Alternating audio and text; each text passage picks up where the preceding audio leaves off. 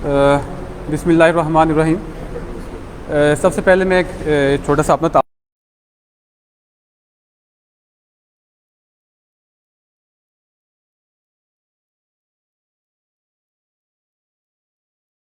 मैं अपनी सर्विसेज दे रहा हूँ। और आज जो हमारा जो कोर्स है वो है हीट एंड थर्मोडायनामिक्स। इससे पहले आज हम दो लेक्चर्स जो हैं वो दे चुके हुए हैं। एक पहला रिलेटिविटी एंड कॉस्मोलॉजी पे, जिस पे मोहम्मद अली शहबाज साहब ने गुफ्तगू की है। दूसरा लेक्चर जो है पार्टिकल फिजिक्स का था, जिस पे गुलाम फरीद साहब ने गुफ्तगू की है।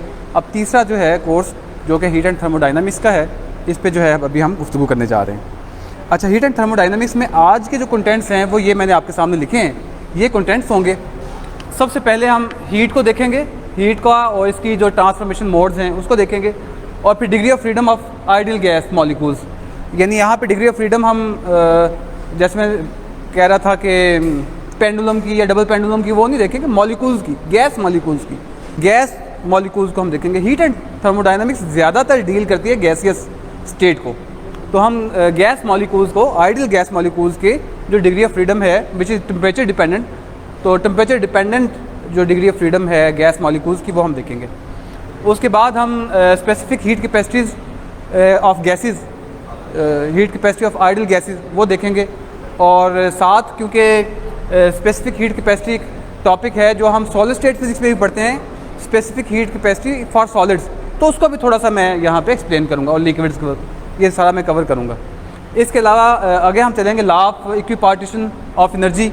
ये एक लॉ है जिसमें हमें पता चलता है जो ट्रांसलेटरी मोशन है वो किस तरह टेम्परेचर के साथ कनेक्टेड है, यानी हमारी हाफ mv² जो हम काइनेटिक एनर्जी लेते हैं, how this kinetic energy is connected with the thermal energy which is half kBT in 1D के लिए।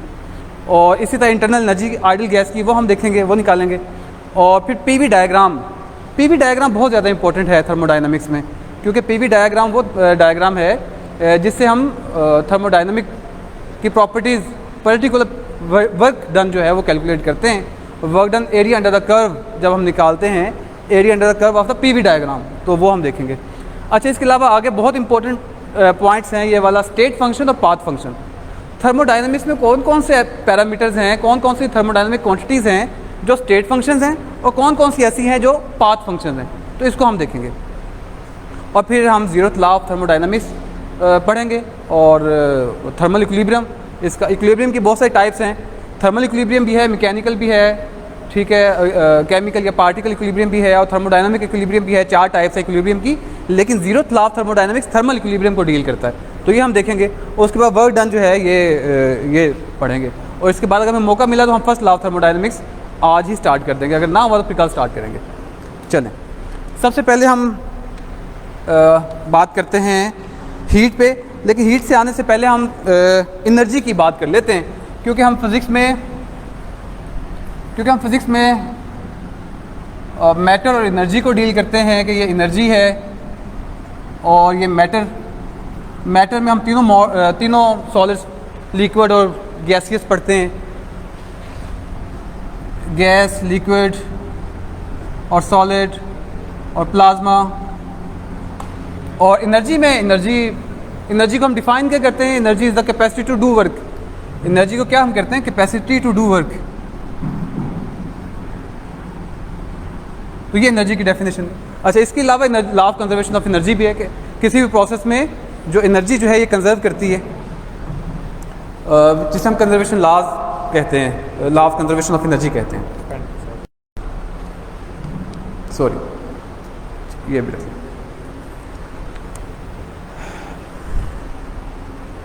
अच्छा, कंजर्वेशन ऑफ एनर्जी, तमाम प्रोसेसेस में एनर्जी जो है वो कंजर्व करती है, अपनी फॉर्म्स जो है वो एक फॉर्म से दूसरी फॉर्म में कन्वर्ट करती चली जाती है।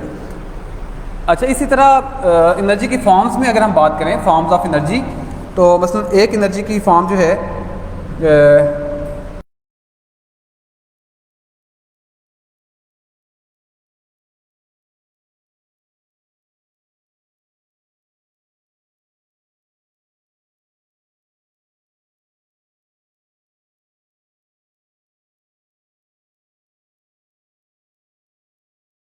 इलेक्ट्रिकल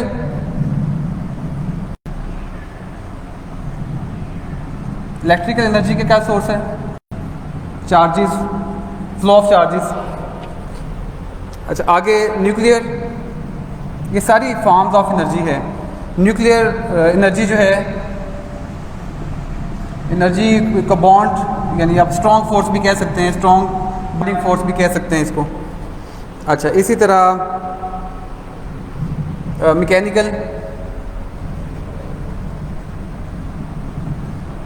एनर्जी है, इसमें आप वर्क, मैकेनिकल वर्क देख सकते हैं, ठीक है। तो ये डिफरेंट फॉर्म्स ऑफ एनर्जी है।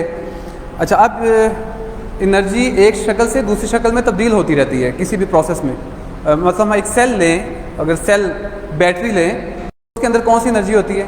केमिकल एनर्जी की फॉर्म में। अच्छा, सेल सर्किट में वर्किंग शुरू करता है तो वो इलेक्ट्रिकल फॉर्म में convert.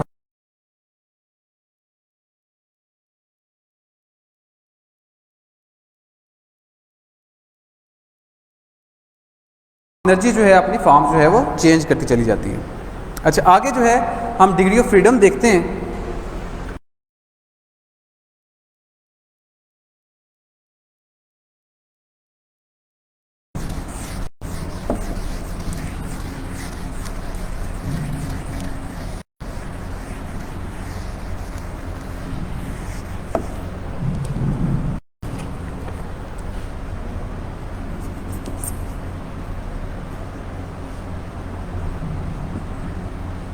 Degree of freedom of ideal gas molecules.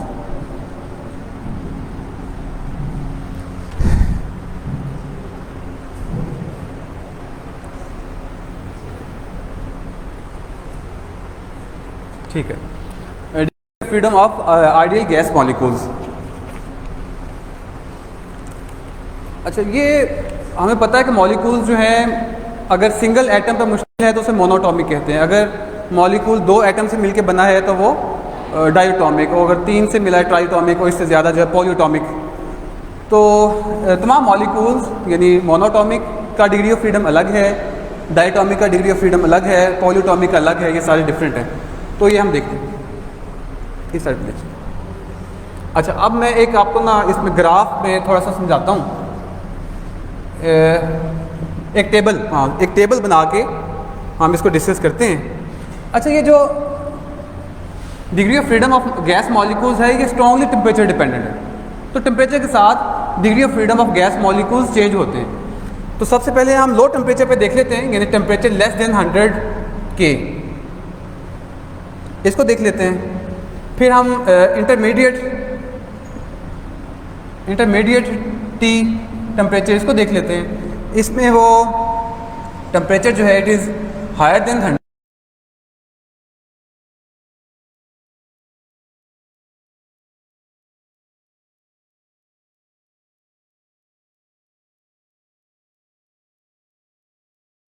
बहुत ज़्यादा हाई है, और इसमें हम कहेंगे temperature is greater than 10⁻³ K, 1000 kelvin से अगर ज़्यादा है।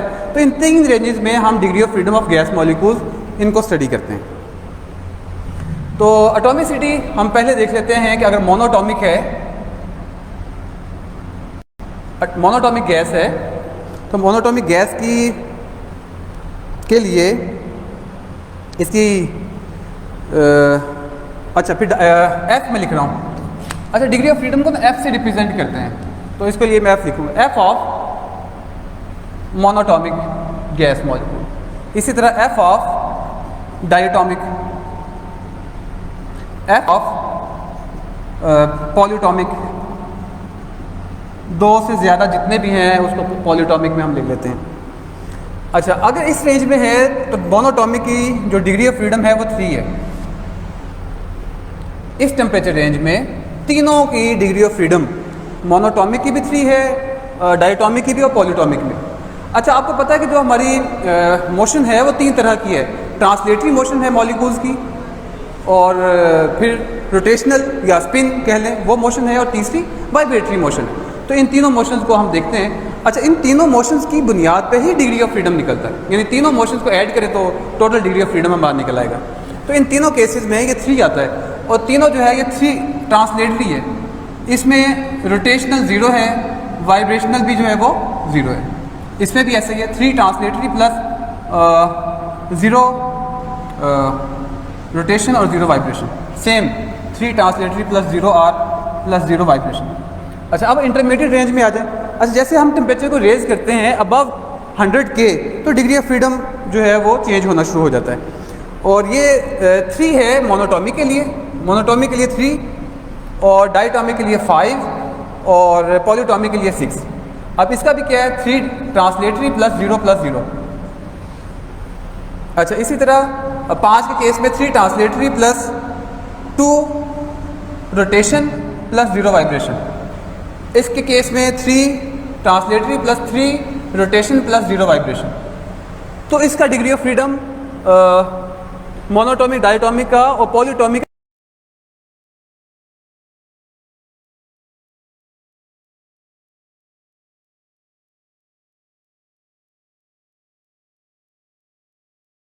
टेम्परेचर पे, यानी रूम टेम्परेचर पे कि किसी भी मॉलिक्यूल का, मोनोटॉमिक का, डायटॉमिक का, पॉलीटॉमिक का डिग्री ऑफ फ्रीडम क्या है, तो वो हम ये टेबल, इसलिए ये टेबल जो है ज़्यादा, ये जो कॉलम है ये ज़्यादा इंपॉर्टेंट है, ठीक है। अच्छा, फिर आप हाई टेम्परेचर पे जाएं, जब आप 10⁻³ केल्विन से अबव टेम्परेचर पे जाते हैं तो डिग्री ऑफ फ्रीडम फिर चेंज हो जाता है। गैस मॉलिक्यूल्स का डिग्री ऑफ फ्रीडम फिर चेंज हो जाता है। अच्छा, इसमें 2 वाइब्रेशनल जो है वो ऐड हो जाते हैं, 2 मोड्स जो है वाइब्रेशन के वो ऐड हो जाते हैं।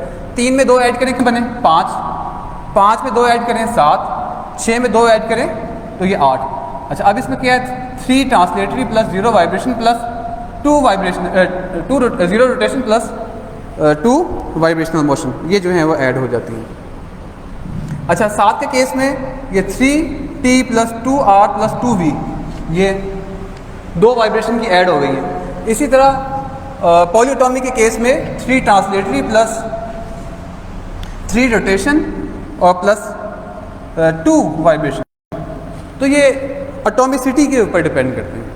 अच्छा, ये टेबल मैंने स्टार्ट में इसलिए बनाया है कि ये टेबल आगे मुस्तकिल इस्तेमाल होना है, अगले तमाम लेक्चर्स में इन डिग्री ऑफ फ्रीडम्स का आगे इस्तेमाल होना है। बाज़ का न्यूमेरिकल सॉल्व करते हुए हमें हीलियम गैस दे दी जाती है, बाज़ का हाइड्रोजन गैस दे दी जाती है, बाज़ का ओजोन की बात कर जाती, O3 की बात कर दी जाती है।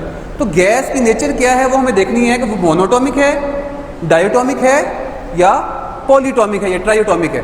तो उसके हिसाब से हमने ये F जो है चूज़ करना है, ठीक है। तो इन तीनों जो टेम्परेचर रेंजेस हैं, इस पे आपने जो याद रखना है एज स्टूडेंट, वो ये वाला कॉलम है जो एज स्टूडेंट याद रखना है, क्योंकि ये वो रूम टेम्परेचर है। रूम टेम्परेचर पे हमारे जितने भी एक्सपेरिमेंट्स वगैरह हो रहे होते हैं वो इसी टेम्परेचर रेंज में हो रहे होते हैं। लिहाजा आपको ये डिग्री ऑफ फ्रीडम का कॉलम याद करने की ज़रूरत नहीं है, इस वाले को भी याद करने की ज़रूरत नहीं है। आपने ये वाला जो कॉलम है इसको याद करना है कि डिग्री ऑफ फ्रीडम मोनो के लिए 3, डाई के लिए 5 और पॉली के लिए 6 डिग्री ऑफ फ्रीडम है। इसको हम आगे इस्तेमाल करें। अच्छा, इसलिए ये साथ जो है मैं ज़रा ये भी लिख लूँ, मोनोटॉमिक गैसेस कौन कौन सी हैं। मसलन मोनोटॉमिक गैसेस या मॉलिक्यूल हमारे हैं, उसमें हीलियम है, नियॉन है और AR, ये क्या है AR, आर्गन गैस, ओके। आगे डायटॉमिक है तो हाइड्रोजन है, ऑक्सीजन है, नाइट्रोजन है।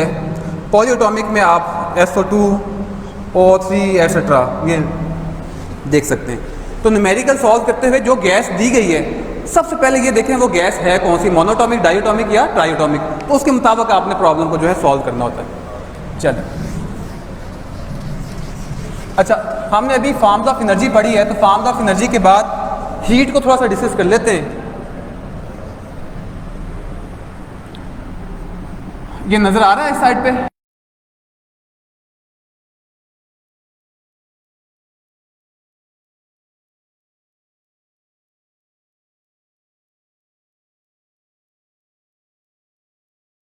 Heat and work both are forms of energy.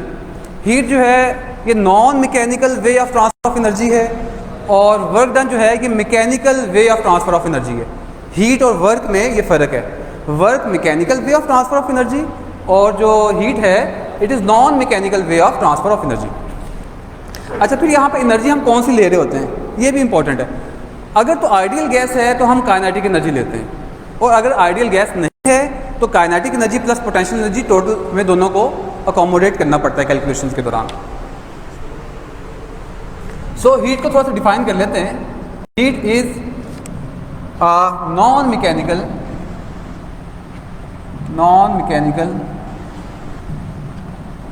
Way of transfer of energy. तो अब इस एनर्जी में मैं क्या लिखूं, काइनेटिक या पोटेंशियल, दोनों आने चाहिए ना। अगर काइनेटिक है, अगर आइडियल गैस है हमारे पास तो सिर्फ काइनेटिक एनर्जी आएगी, और आइडियल गैस नहीं है तो हमें उसकी काइनेटिक एनर्जी और पोटेंशियल एनर्जी दोनों को अकोमोडेट करना पड़ेगा। अच्छा, अब ये जो हीट ट्रांसफ़र हो रही है एक जगह से दूसरी जगह पे, ये क्यों हो रही है? It is due to temperature difference.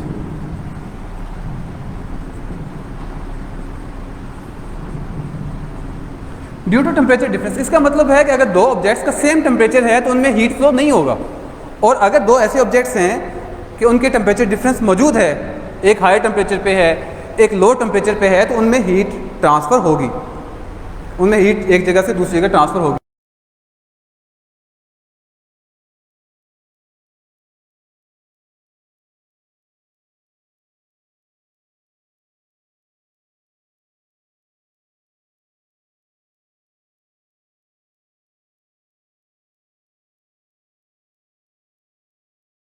T1 is equal to T2 हो जाएगा। अभी थोड़ा सा एग्जांपल ले लेते हैं कि अगर हमारे पास एक वेसल है जिसका टेम्परेचर T1 है और दूसरा वेसल है जिसका टेम्परेचर T2 है, तो फर्ज कर लेते हैं T1 is higher than T2, kelvin में या डिग्री सेल्सियस में जिसमें भी आप लें, T1 is greater than T2। तो अब इसके गैस मॉलिक्यूल्स की मोशन जो है वो ज़्यादा रैंडम होगी, ज़्यादा तेज़ होगी, ज़्यादा फास्ट होगी एज़ कम्पेयर टू जो बॉडी A और ये बॉडी B हमने ली है। B की जो गैस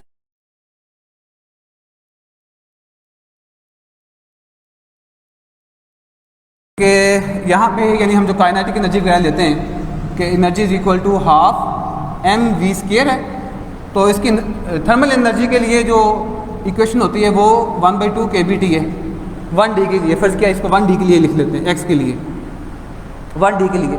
अब यहाँ पे ये दोनों एनर्जीज हैं, बोथ आर एनर्जीज। तो अब यहाँ पे ये जो वेलोसिटी है, ये वेलोसिटी बता रही है कि मॉलिक्यूल्स की ट्रांसलेटरी मोशन मौजूद है, translatory motion along x axis या y एक्सिस या z एक्सिस मौजूद है। जबकि ये जो एनर्जी है 1/2 kBT, ये भी 1D के लिए मैंने लिखी। अगर ये 3D के लिए होते तो यहाँ 3 आ जाता, 3/2 kBT, ठीक है। तो ये 1D के लिए लिखी है तो kBT। अब यहाँ पे देखें कि यहाँ पता चल रहा है कि जो इसकी ये जो वेलोसिटी है, ये जो उसकी ट्रांसलेट मोशन है along x axis, along y axis या z एक्सिस, ये असल में इस टेम्परेचर की वजह से, ठीक है। तो जैसे ही टेम्परेचर थर्मल इक्विलिब्रियम मेंटेन होता है तो उनकी वेलोसिटीज भी तकरीबन एक जैसी हो जाती है, उनकी मोशन, दोनों बॉडीज़ की जो मोशन है वो भी सेम हो जाती है। अभी ये दोनों कॉन्टैक्ट में नहीं है, अगर हम दोनों को कॉन्टैक्ट में ले आते हैं, तो कॉन्टैक्ट में आने के बाद ये टेम्परेचर दोनों जो है सेम हो जाएंगे, T1 इक्वल्स टू T2। और इसका दूसरा मतलब क्या है? दूसरा मतलब इसका ये है कि दोनों की वेलोसिटीज, दोनों बॉडीज़ में, ऑब्जेक्ट A ऑब्जेक्ट B में जो उनकी ट्रांसलेटरी मोशंस हैं मॉलिक्यूल्स की, वो भी सेम हो जाएंगी, ठीक है।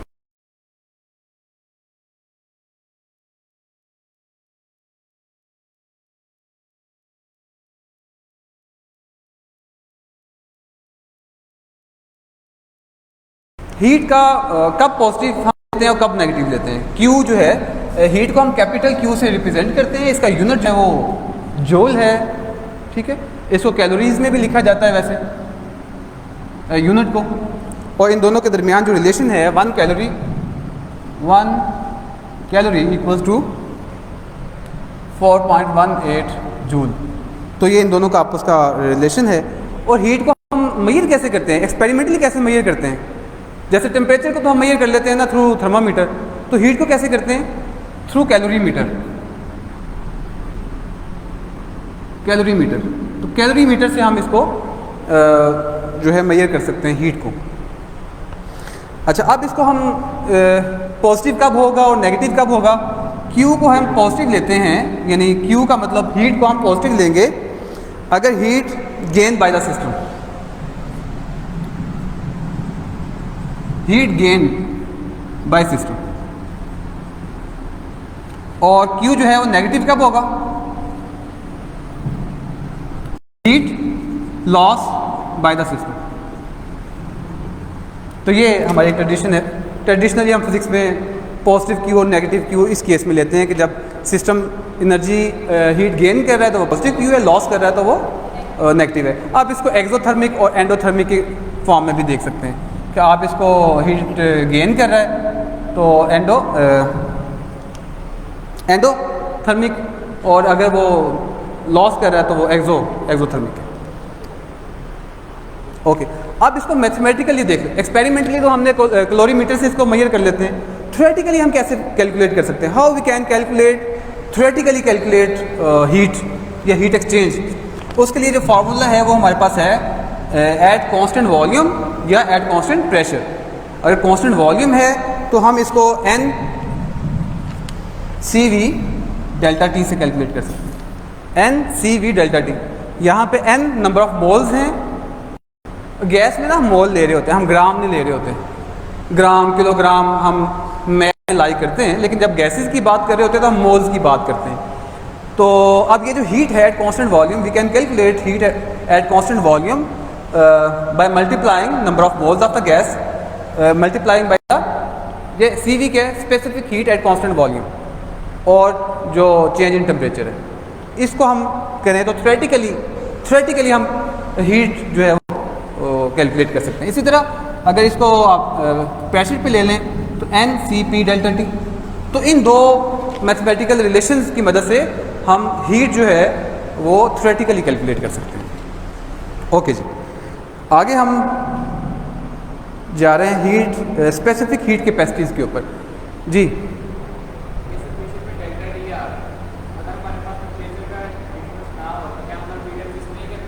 हाँ, ये टेम्परेचर के ऊपर ही टेम्परेचर डिफरेंस होगा तो हम उसकी जो Q है वो कैलकुलेट कर सकते हैं। सिंगल टेम्परेचर पे नहीं, अगर आप इसको जी अगर आप असल में हम जब देख रहे होते हैं ना हीट गेन या हीट लॉस के, तो उसमें तो टेम्परेचर डिफरेंस आएगा। ठीक है, अगर हम एब्सोल्यूट मेजर कर रहे हैं तो यहाँ पे डेल्टा T है ना, T2 माइनस T1, तो अगर फ़र्ज़ किया T1 आप 0 कर दें तो T2 तो मौजूद है ना, उसकी मदद से भी कैलकुलेट हो जाएगा। फार्मूला बता रहा है कि उसकी मदद से भी थ्योरेटिकली वो मिल जाएगा हमें। जी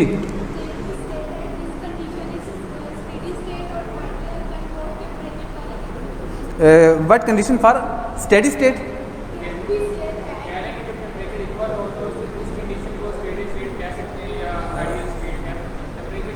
नहीं, उसको थर्मल इक्विलिब्रियम की टर्म बोलते हैं। अगर if the temperature is same तो technically speaking it is thermal equilibrium.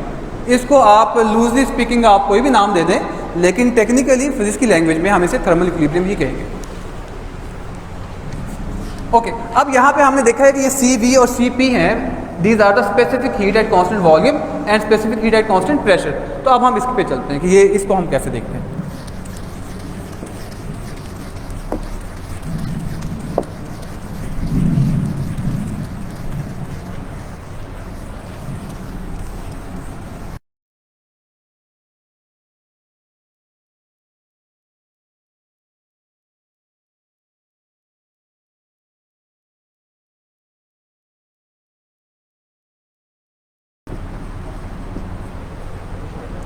Specific heat capacities, specific heat capacities, तो इसमें दोनों एट कांस्टेंट प्रेशर भी देखेंगे, एट कांस्टेंट वॉल्यूम भी देखेंगे, और साथ साथ जो मोलर स्पेसिफिक हीट है उसको भी देखेंगे, और जो मैसिव मैस पे डिपेंड कर रही होती है उसको भी हम देख लेंगे। और यहाँ पे मुझे एक्चुअली तो हीट कैपेसिटीज ऑफ गैसेस पे जाना चाहिए, गैस मॉलिक्यूल्स या गैसेस या ideal gases, heat specific heat capacities of ideal gases. ये है हमारा बुनियादी तौर पे आर्टिकल। लेकिन मैं साथ चाहूँगा कि इसके साथ ना थोड़ा हीट कैपेसिटीज ऑफ सॉलिड्स और हीट कैपेसिटी ऑफ लिक्विड्स, ये भी थोड़ा सा हम इनिशियली स्टार्ट करने के बाद फिर गैसेस पे आएँ। गैसेस का थोड़ा सा हम डिटेल से डिस्कस करेंगे, और लिक्विड्स और सॉलिड्स का मैं कोशिश करूँगा शॉर्टली जितना पॉसिबल है हम हीट कैपेसिटी ऑफ सॉलिड्स और हीट कैपेसिटी ऑफ लिक्विड्स पर बात करें। अच्छा, इसको पहले हम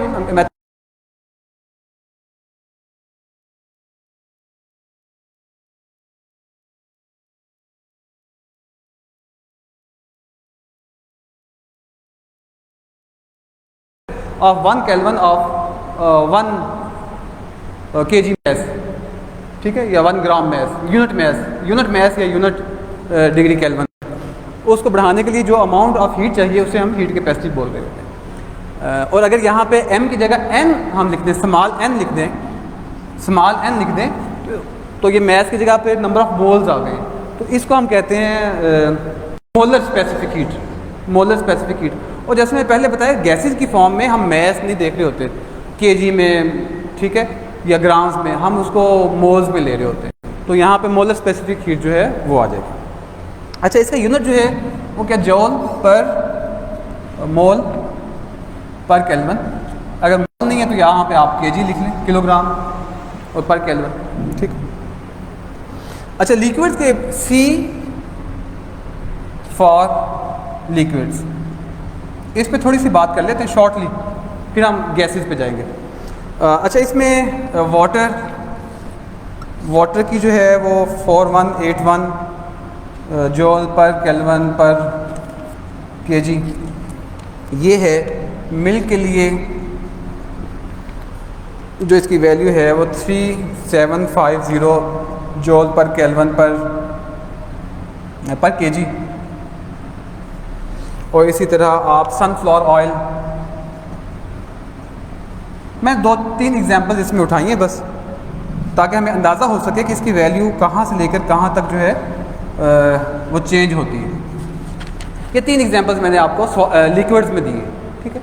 अच्छा, अब हम ज़रा गैसेस की बात करते हैं। तो गैसेस में मुझे बताएं, अगर आइसोथर्मल प्रोसेस है तो आइसोथर्मल प्रोसेस के केस में डेल्टा P हो जाए, क्या होगा फॉर आइसोथर्मल प्रोसेस।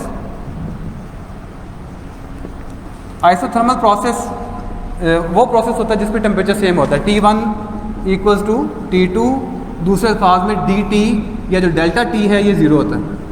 तो अगर आइसोथर्मल के केस में हम हीट कैपेसिटी निकालें तो ज़रा क्या निकलेगी इस फार्मूले के मुताबिक, आप यहाँ पे रखें 0, तो ये C जो है ये इन्फिनिटी हो रहा है, अनडिफाइंड हो रहा है, इन्फिनिटी की तरफ जा रहा है। अच्छा, इसी तरह हम अगर दूसरा प्रोसेस लिखें which is for adiabatic process, adiabatic process. तो एडियाबैटिक प्रोसेस में क्या होता है, Q हम बाहर से जो है वो 0 होता है, बाहर से ना सिस्टम के अंदर एनर्जी जा रही है ना बाहर जा रही है, तो Q की फॉर्म में जैसे 0 करेंगे तो इसको 0 रखें तो क्या हो गया, C इक्वल्स टू 0। तो इसका मतलब ये हुआ कि गैसेस के लिए जो C है, जो स्पेसिफिक हीट है, तो ये 0 से लेकर इन्फिनिटी तक वेरी कर सकती है। It is very important result for gases. Liquids में आपके सामने, ठीक है, तो एक ये कंपैरिजन है कि लिक्विड्स में इस रेंज में हीट कैपेसिटी आ रही है, जबकि सॉलिड्स में डिफरेंट प्रोसेसेस में आइसोथर्मल, आइसोबैरिक, आइसोकोरिक, एडियाबैटिक, उसमें जो इसकी वैल्यू है स्पेसिफिक हीट कैपेसिटी की वो 0 से इन्फिनिटी तक वेरी कर सकती है, बहुत ज़्यादा। कौन सा? नहीं, ये गैसेस के लिए वैलिड है, यानी अगर हम फ्लूइड के हैं तो वो तो शायद वैलिड है, लो डेंसिटी फ्लूइड्स के लिए वैलिड है। लिक्विड्स वो वाले जो लो डेंसिटी फ्लूइड्स हैं, जिनको हम अप्रोक्सीमेटली जिनकी डेंसिटीज कंपेरेबल टू गैस है, उनके लिए वैलिड है। लेकिन अगर हम एक ऐसा लिक्विड ले लें जिसकी डेंसिटी बहुत ज़्यादा हायर है तो फिर ये शायद वैलिड नहीं। ओके, तो लो डेंसिटी फ्लूइड्स के लिए ये कैलकुलेशन वैलिड है। ओके, अब हम दोनों थोड़ी सी मैंने देख ली है, अब मैं सॉलिड्स पे आना चाह रहा हूँ, हीट कैपेसिटी ऑफ सॉलिड्स। ये वैसे सॉलिड स्टेट फिजिक्स का टॉपिक है, तो क्योंकि हमने हीट कैपेसिटी शुरू किया है तो थोड़ा सा हम उसको भी टच करके फिर गैसेस का डिटेल से डिस्कस करेंगे।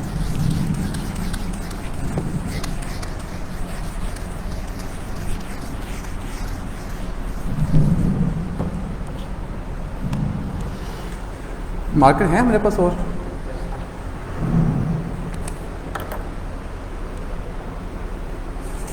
अच्छा, अब अगली गुफ्तगू मैं करने जा रहा हूँ heat capacity of solids, C for solids. अच्छा, अभी गुफ्तगू हो रही थी पिछले भी मौजू में कि फ़िज़िक्स में ना दोनों अप्रोचेस मौजूद हैं कि कभी एक्सपेरिमेंट पहले आया है और साइंटिस्ट ने उसके ऊपर थ्योरेटिकल मॉडल्स बाद में फिट किए हैं, और बाज़ का ऐसे भी हुआ है कि थ्योरी पहले आई है और बाद में उसके ऊपर एक्सपेरिमेंट आया है। हीट कैपेसिटी ऑफ सॉलिड्स, ये वो टॉपिक है जिसमें एक्सपेरिमेंट पहले आया है और उसके ऊपर थ्योरेटिकल उसके जो कर्व बनता है, उसका एक्सपेरिमेंटल जो कर्व बनता है उसके ऊपर उस कर्व को एक्सप्लेन करने के लिए थ्योरेटिकल मॉडल्स बाद में आए हैं। तो ये भी ऐसे ही, जैसे आप ब्लैक बॉडी रेडिएशन का कर्व एक्सप्लेन करते हैं, ब्लैक बॉडी रेडिएशन का कर्व भी ऐसा ही है कि ये भी पहले एक्सपेरिमेंट हुआ है, एक्सपेरिमेंटल रिजल्ट्स पहले हैं हमारे पास, और एक्सपेरिमेंटल रिजल्ट्स को एक्सप्लेन करने के लिए हमने थ्योरीज अप्लाई किए हैं, थ्योरेटिकल मॉडल्स जो हैं वो अप्लाई किए हैं। तो हीट कैपेसिटी ऑफ सॉलिड्स भी एक ऐसा ही टॉपिक है, एक ऐसा ही इशू है जिसमें हीट कैपेसिटी ऑफ सॉलिड्स का एक्सपेरिमेंटल कर्व पहले आया है और थ्योरेटिकल मॉडल्स उसके ऊपर बाद में फिट किए गए। अच्छा, इसमें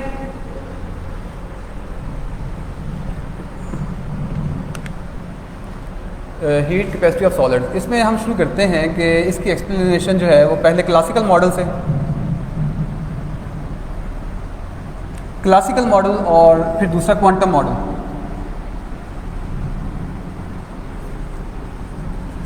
ठीक है, तो क्लासिकल मॉडल जो है इसको ड्यूलोंग पैटिट लॉ भी कहते हैं, ड्यूलोंग पैटिट लॉ।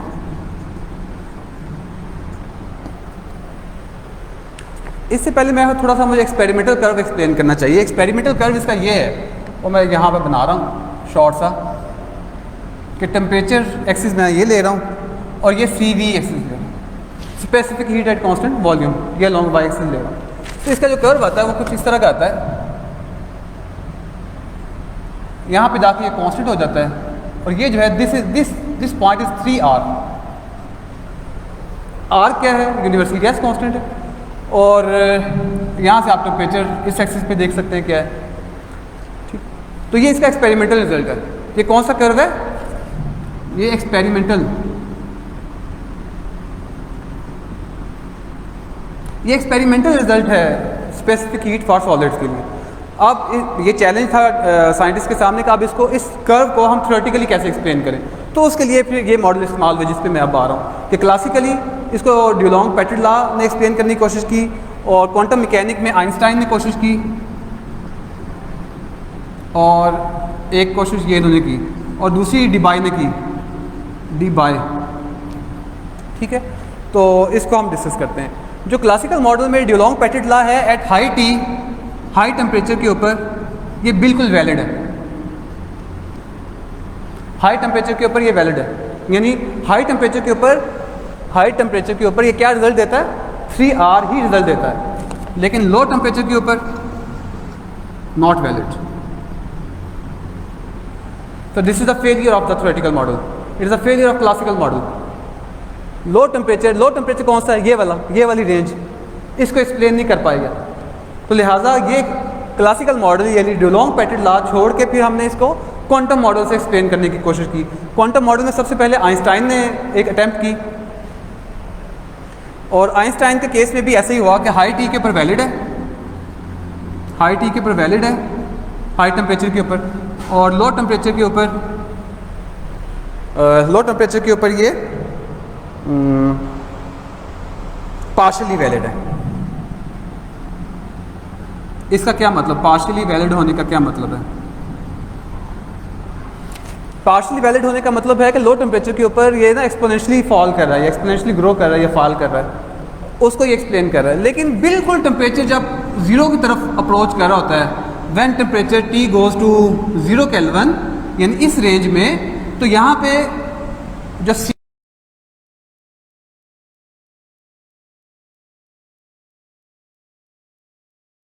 एक्सपोनेंशियली वेरी नहीं करती इस रेंज में, जब ये बिल्कुल 0 केल्विन के पास अप्रोच कर रहा होता है। तो आइंस्टाइन का मॉडल हाई T के ऊपर और लो T के ऊपर भी एक्सप्लेन कर रहा था, लेकिन वेरी लो टेम्परेचर के ऊपर ये एक्सप्लेन नहीं कर पा रहा। तो इसको फिर आगे डिबाई मॉडल जो है, डिबाई मॉडल ने इसको एक्सप्लेन किया। अच्छा, इन तीनों की अजम्पशंस में क्या क्या फ़र्क था, मैं आपसे उस पर भी आता हूँ। पहले थोड़ा सा रिजल्ट मैं आपके सामने रखूँ। डिबाई मॉडल के ऊपर उसने हाई T के ऊपर ये वैलिड है, हाई टेम्परेचर के ऊपर ये वैलिड है, और लो टेम्परेचर के ऊपर ये पूरा वैलिड है। यानी इसके रिजल्ट्स के मुताबिक लो टेम्परेचर के ऊपर as T goes to 0 kelvin CV varies with cube root of the temperature. ये वैलिड रिजल्ट है, ठीक है। अच्छा, अब इससे इनकी बुनियादी अजम्पशंस में क्या क्या फ़र्क है, अब इस पे आते हैं कि इसने क्या अजम्पशन ली और कैलकुलेशन सारी की, इसने क्या अजम्पशन ली और कैलकुलेशन की, और डिबाई ने क्या अजम्पशन ली उसको एक्सप्लेन किया। तो अजम्पशंस में क्या फ़र्क है कि इसने हार्मोनिक ऑसिलेटर लिया है, इंडिपेंडेंट, क्लासिकल मॉडल में independent harmonic oscillator. Classical model में डुलोंग पैटर्न लॉ में उसने ये सारी कैलकुलेशंस की हैं बाय अज्यूमिंग कि एटम्स जो हैं, जो सॉलिड्स के अंदर एटम्स मौजूद हैं, उन एटम्स को एज इंडिपेंडेंट हार्मोनिक ऑसिलेटर के तौर पे ट्रीट किया। अब आए आइंस्टाइन के अजम्पशन। आइंस्टाइन ने इंडिपेंडेंट क्वांटम हार्मोनिक ऑसिलेटर्स लिए हैं, ये फ़र्क है। यानी इसने quantum harmonic oscillator, independent quantum harmonic oscillator, ये आइंस्टाइन के अजम्पशन थे। बात समझ लग रही है ना कि इसने कंटिन्यूस देखा हुआ है उसे, लेकिन ये उसे डिस्क्रीट ले रहा है, ठीक है, कि जो एटम्स के दरमियान जो एनर्जी एक्सचेंज है वो डिस्क्रीट है। यहाँ पे आइंस्टाइन उसे डिस्क्रीट ले रहा है, इसने उसे कंटिन्यूस ली है। अच्छा, अब आगे आ जाए डिबाई। डिबाई मॉडल ने इसको इंडिपेंडेंट नहीं लिया, इसने इंटरेक्टिंग लिया है, इंटरेक्टिंग क्वांटम हार्मोनिक ऑसिलेटर। ये फ़र्क है, इंटरेक्टिंग क्वांटम हार्मोनिक ऑसिलेटर। तो डिबाई ने जो अजम्पशन ली है उसमें इंटरेक्टिंग एटम्स लिए हैं कि सॉलिड्स के अंदर जो एटम्स अपने अपने लेटेस्ट पॉइंट्स पे मौजूद हैं, वो एक एटम दूसरे एटम के साथ जैसे स्प्रिंग आपस में जुड़ा होता है, स्प्रिंग के दो पार्टिकल्स आपस में जुड़े होते हैं और फिर तीसरा पार्टिकल जुड़ा होता है, फिर चौथा पार्टिकल जुड़ा होता है, तो वो आपस में इंटरेक्टिंग हैं। जबकि क्लासिकल मॉडल में और आइंस्टाइन के मॉडल में ये नॉन इंटरेक्टिंग पार्टिकल्स हैं। सॉलिड्स में इनको नॉन इंटरेक्टिंग पार्टिकल्स के तौर पे देखा गया है, जबकि डिबाई ने इसको इंटरेक्टिंग क्वांटम पार्टिकल्स के तौर पे देखा है और उसकी कैलकुलेशन की है और वो वैलिड है। तो सबसे ज़्यादा वैलिड जो अजम्पशन जो कैलकुलेशंस हैं, जो थ्योरेटिकल मॉडल है, वो डिबाई का मॉडल है, जो कि डिबाई मॉडल ने इस एक्सपेरिमेंटल कर्व को वेल एक्सप्लेन किया, बिल्कुल उसके साथ मैच करता है। इस पे एक कमेंट और, वो ये कि इससे मज़ीद देखा गया है कि यहाँ तक तमाम कैलकुलेशंस में इन तीनों ने, डुलोंग ने, आइंस्टाइन ने और डिबाई ने, तमाम पार्टिकल्स को तमाम एटम्स के लेवल तक कैलकुलेशंस किए, एटम्स के लेवल तक किए, सब एटॉमिक लेवल पे नहीं गए। अगली कैलकुलेशन ये है कि अगर हम इलेक्ट्रॉन की कंट्रीब्यूशन भी ले लें, अगर हम डिबाई की इस अजम्पशन के साथ साथ इलेक्ट्रॉनिक कंट्रीब्यूशन भी ले लें एटम के अंदर, तो इसके रिजल्ट्स एक्सपेरिमेंटल कर्व के ज़्यादा करीब तर हो जाते हैं। ओके, चल अब आगे चलते हैं। अब हम दोबारा गैसेस पे आते हैं, जो हमारा असल टॉपिक है।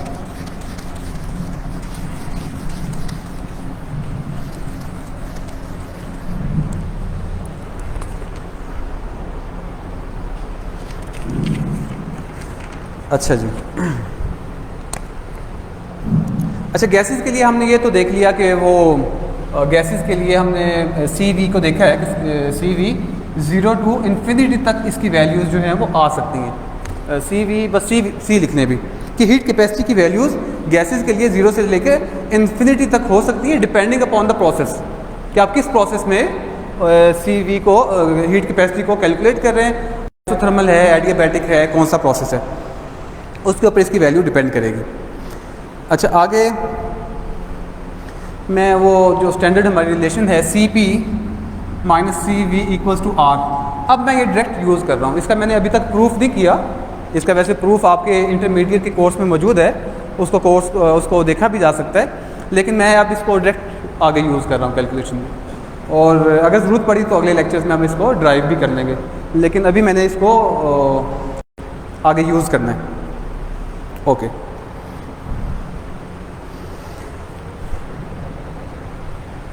इसको CP को specific heat at constant pressure, specific heat at constant volume और ये यूनिवर्सल गैस कांस्टेंट। तो CV जो है ये हम कैलकुलेट कर सकते हैं अगर हमारे पास एनर्जी मौजूद हो और इसको हम डेरिवेटिव ले लें with respect to temperature at constant volume. ये थ्योरेटिकली हम कैलकुलेट कर सकते हैं, ठीक है। तो थ्योरेटिकली हम CV इसकी बात कर रहा हूँ मैं, सिर्फ CV को हम इस तरह कैलकुलेट कर सकते हैं। और CV का फार्मूला मैंने वहाँ लिखा था, वो दोबारा लिख देता हूँ मैं ज़रा।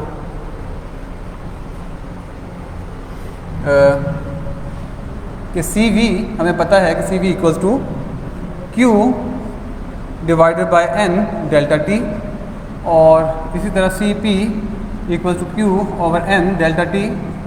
तो ये कांस्टेंट प्रेशर और कांस्टेंट वॉल्यूम के ऊपर है।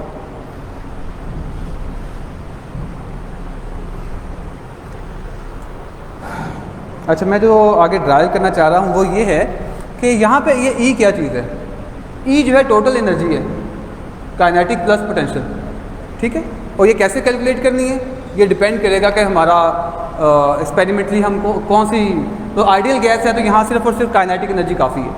लेकिन अगर आइडियल गैस नहीं है तो काइनेटिक को भी अकोमोडेट करना पड़ेगा, पोटेंशियल को भी अकोमोडेट करना पड़ेगा, ठीक है। और या फिर ये इंटरनल एनर्जी है। सो E may be total energy. Total energy से मेरी मुराद क्या है, kinetic energy plus potential energy, या ये E जो है ये इंटरनल एनर्जी है, इंटरनल एनर्जी। और जब इंटरनल एनर्जी की बात करते हैं तो हम मॉलिक्यूल्स की बात कर रहे होते हैं। मॉलिक्यूल्स की हर तरह की मोशन, ट्रांसलेटरी मोशन, उसकी वाइब्रेटरी मोशन, उसकी रोटेशनल मोशन, तमाम मोशन, स्पिन सारी उसमें शामिल हैं।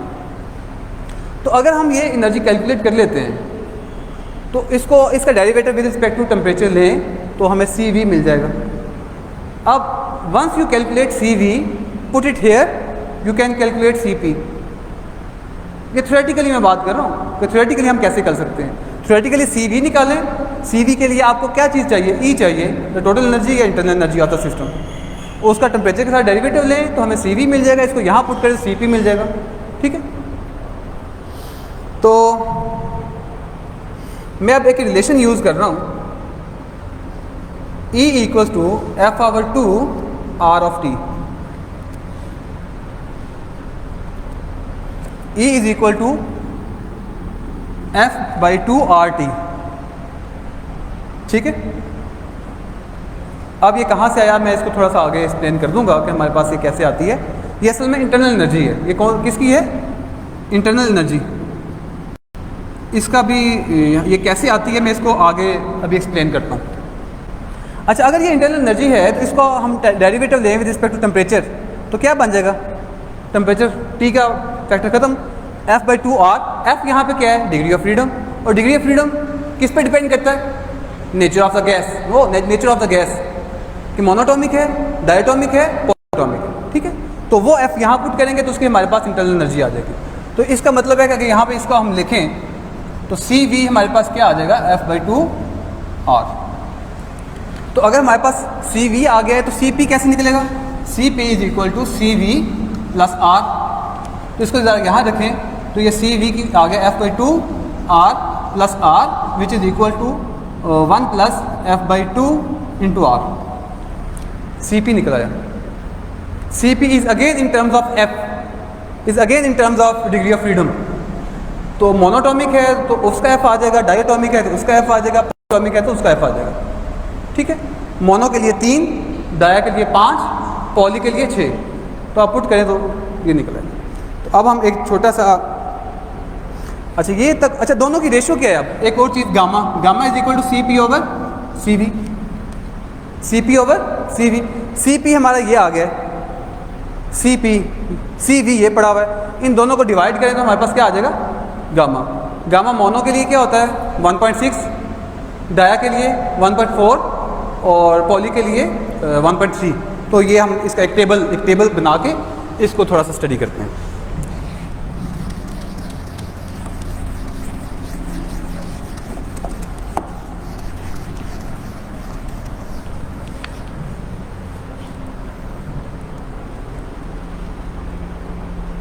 अच्छा, अब अगला जो मैं टेबल बनाने जा रहा हूँ ये असल में हीट कैपेसिटीज़ के लिए, CV के लिए, CP के लिए और गामा के लिए।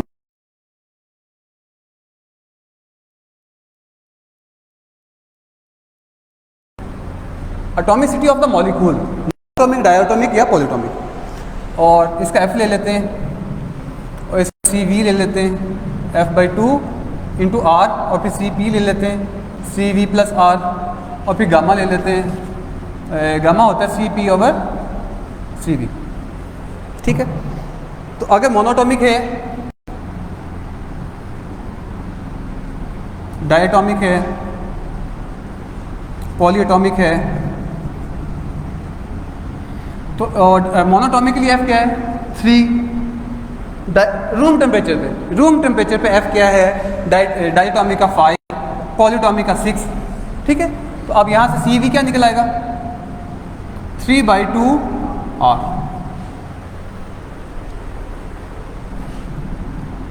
(5/2 R) और 6/2 3 हो गया 3R। ठीक है, ये CV। आगे CP देख लें। हाँ जी, CP क्या होगा, CP = CV+R, ये हो जाएगा 5/2 R, और ये हो जाएगा CP 7/2 R, और CP ये आ जाएगा R 4R। ठीक है, तो इसका मतलब हीट कैपेसिटीज किस पे डिपेंड कर रही हैं, हीट कैपेसिटीज डिपेंड कर रही है एटॉमिसिटी ऑफ द मॉलिक्यूल। ठीक है, atomicity of the molecule very करेंगे तो हीट कैपेसिटीज की वैल्यूज चेंज होती चली जाएंगी।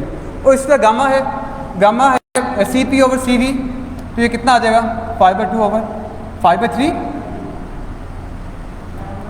7/5 और 4/3 गामा। ठीक है, और इसको 5/5 को 3 से डिवाइड करें तो ये आता है 1.66, ये 1.4, ये 1.33। यहाँ एक बहुत अहम रिजल्ट है, वो रिजल्ट ये है कि गामा की हाईएस्ट वैल्यू जो है वो मोनोटॉमिक गैस के लिए। ठीक है, so result is gamma for monoatomic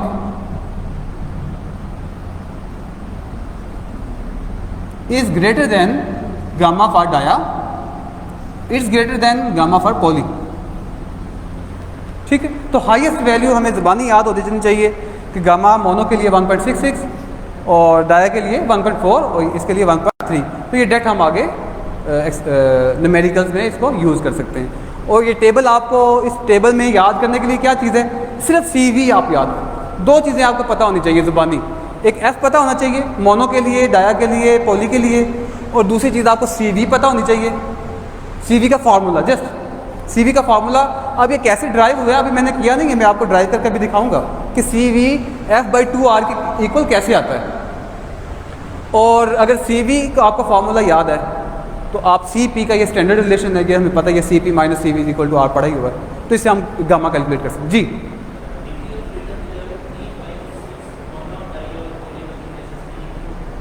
क्यों है,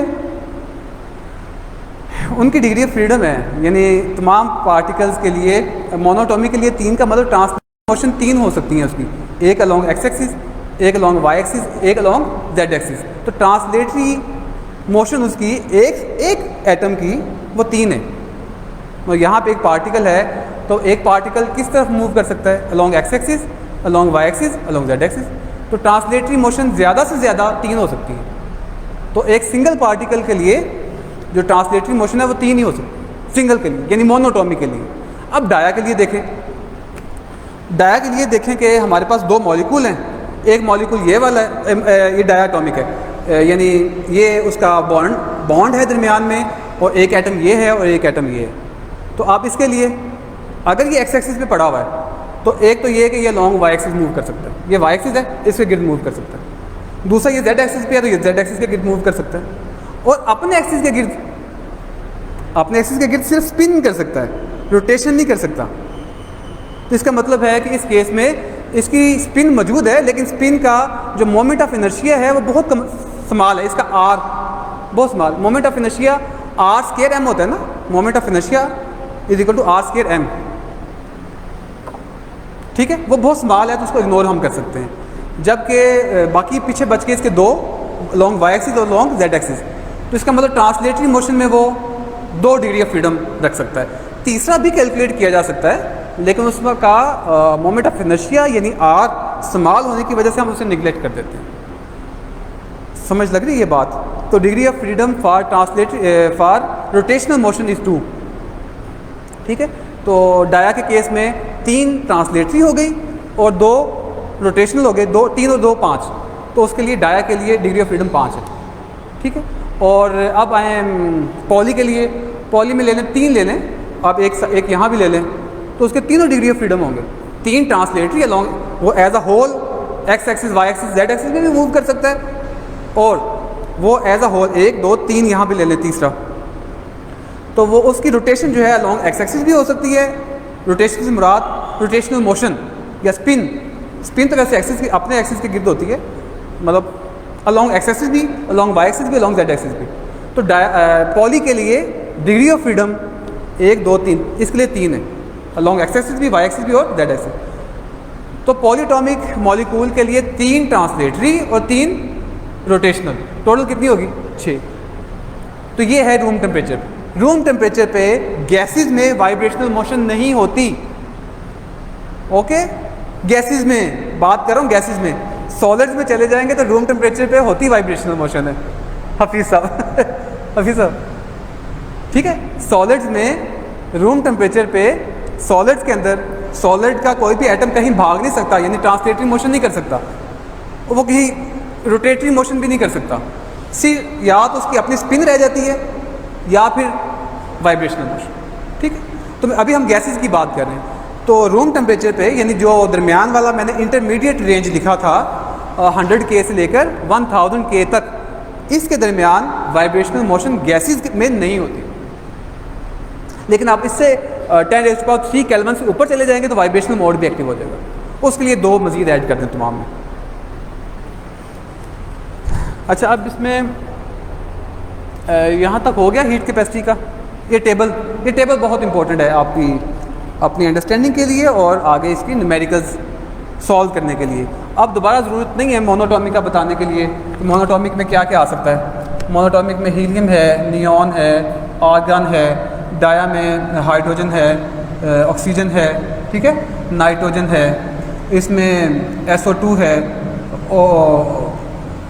ओजोन है, O3, कोई भी ट्राई या 3 से ज़्यादा 2 से ज़्यादा वाले सारे मॉलिक्यूल इसमें आ जाएंगे।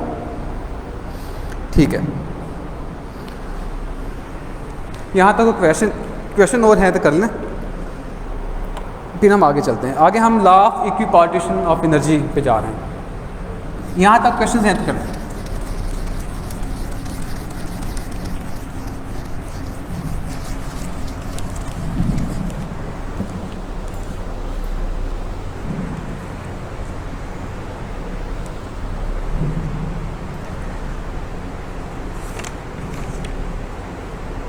अच्छा, ट्रांसलेटरी मोशन का फार्मूला क्या होता है? ट्रांसलेटरी मोशन अगर आपने कैलकुलेट करनी हो तो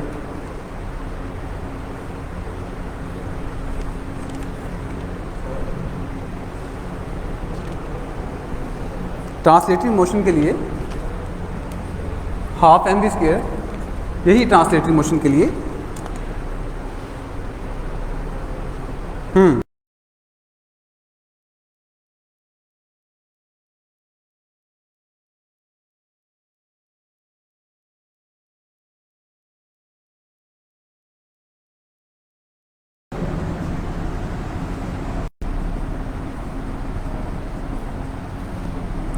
translatory motion, rotational motion,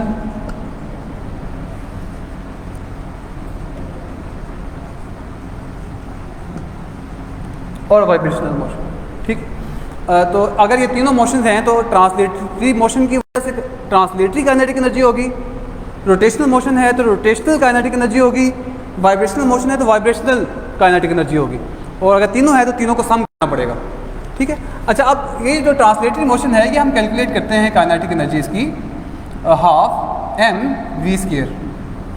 1d के लिए अगर ऐसा है तो 2d के लिए क्या हो जाएगा 1/2 mvy का square. Plus half M V Z का स्क्वायर। तो ये ट्रांसलेटरी मोशन हम इस तरह कैलकुलेट कर सकते हैं, along X axis, along Y axis, along Z.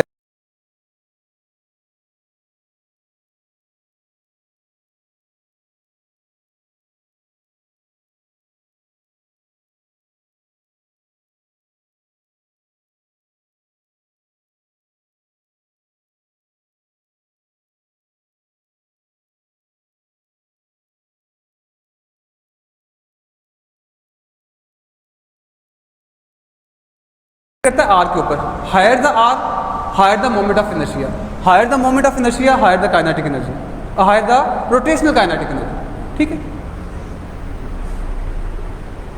और मोमेंट ऑफ इनर्शिया हमें पता है कि डिफरेंट ऑब्जेक्ट्स का डिफरेंट होता है। ठीक है, वो लेकिन standard formula R square M है। अच्छा, आगे वाइब्रेशनल है, तो वाइब्रेशनल मोशन के लिए जो काइनेटिक एनर्जी है वो हाफ के एक्स स्क्वायर है, हाफ के एक्स स्क्वायर 1d के लिए ना। वाइब्रेशनल अलॉन्ग एक्स एक्सिस है तो 1/2 के एक्स स्क्वायर, अगर वाई एक्सिस के ऊपर है तो 1/2 के वाई स्क्वायर, अगर लॉन्ग जेड एक्सिस है तो 1/2 के जेड स्क्वायर आ जाएगा। तो 1d के लिए वाइब्रेशनल मोशन लिखी। ठीक है, और ये कंटिन्यूस के लिए। अगर डिस्क्रीट है यानी डिस्क्रीट हार्मोनिक ऑसिलेटर है, यानी क्वांटम हार्मोनिक ऑसिलेटर है, तो उसका हम इस फार्मूले से ले सकते हैं, विच इज़ n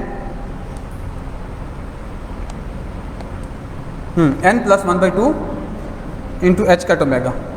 तो हम इससे भी कैलकुलेट कर सकते हैं, ये डिस्क्रीटनेस है एच कट ओमेगा से, इससे भी हम उसकी वाइब्रेशनल एनर्जी जो है कैलकुलेट कर सकते हैं। ठीक है, तो अब तक की हमने गुफ्तगू जो है वो काइनेटिक एनर्जी के ऊपर कर ली है। तो काइनेटिक एनर्जी हम इस तरह से कैलकुलेट कर सकते हैं। अब थोड़ी सी पोटेंशियल एनर्जी पे बात कर लें। ठीक है, अगर हम यहाँ बात करें तो kinetic energy is a function of velocity. अगर हम यहाँ पे बात करें तो kinetic energy is a function of I, moment of inertia. अगर हम यहाँ पे बात करें तो kinetic energy is a function of N, यानी डिस्क्रीटनेस एन, और हाँ बल्कि एन का फंक्शन डिस्क्रीटनेस का।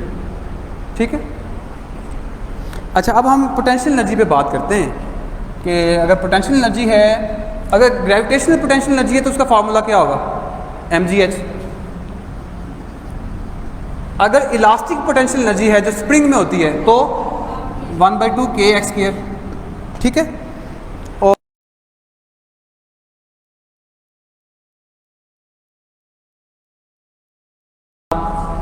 ठीक है एब्सोल्यूट ग्रेविटेशनल पोटेंशियल। अगर इसी तरह एब्सोल्यूट इलेक्ट्रिक पोटेंशियल चार्ज की वजह से जो होता है वो निकालें तो k q1 q2 over r। तो ये देखिए किसका फंक्शन है, ये सारे किसका फंक्शन है, ज़रा r का, r। ठीक है, तो पोटेंशियल एनर्जी किसका फंक्शन है, potential energy in fact is a function of one coordinate, just one coordinate. आप इसको x कह लें या मैं इसको r लिखूँ।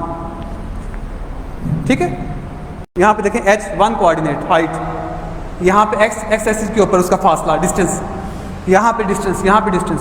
तो इसका मतलब पोटेंशियल एनर्जी असल में फंक्शन डिस्टेंस का, आपके रेफरेंस पॉइंट्स इसका डिस्टेंस क्या है। चलें आगे है जी law of equipartition of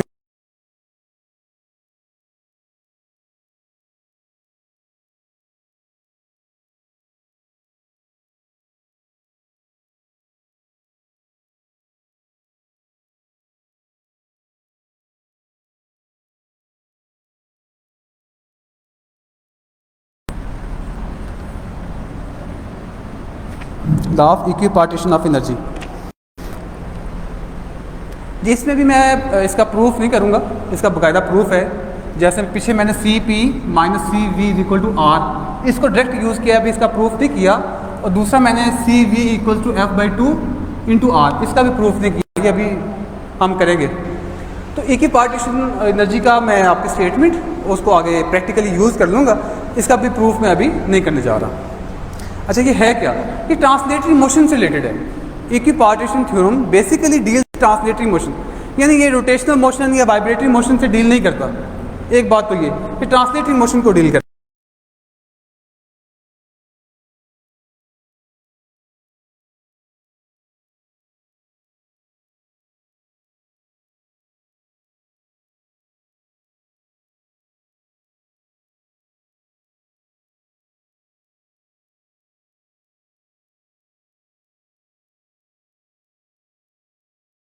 molecule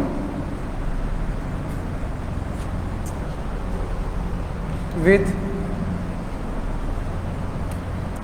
each degree of freedom, with each degree of freedom। ठीक है, ट्रांसलेटरी मोशन में मैंने बताया मैक्सिमम डिग्री ऑफ फ्रीडम 3 हो सकते हैं, X Y Z, maximum degree of freedom. और average translatory kinetic energy associated with each molecule with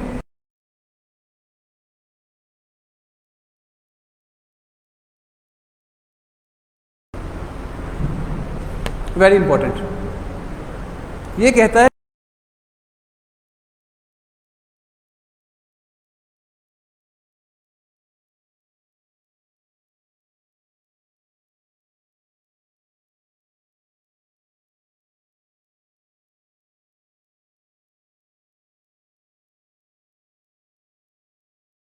M V Y square plus 1/2 M V Z square.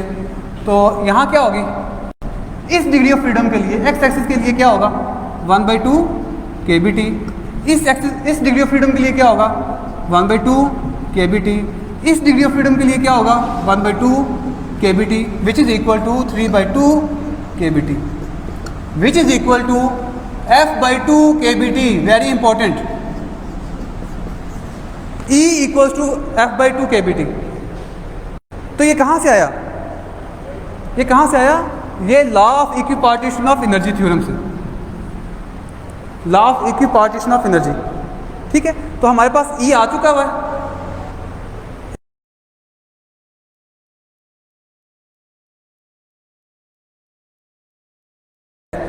तो अगर मैं E लिखूं E equals to f/2 kBt, तो अब मुझे बताएं कि अगर ये मैंने साबित करना है कि CV equals to f/2 r, आपको मुश्किल है।